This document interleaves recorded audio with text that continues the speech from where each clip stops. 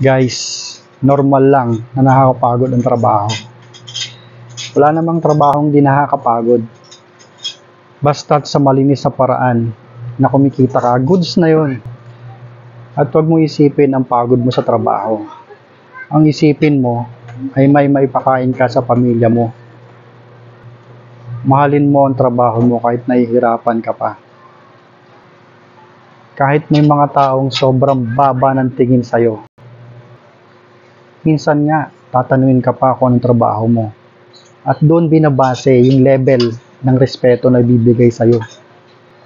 Huwag kang maging parte ng mapanghusgang mundo.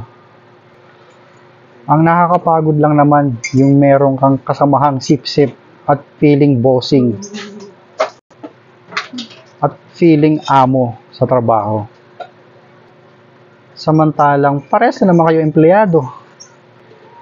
At kadalasan pa nga, nag-resign yung mga empleyado.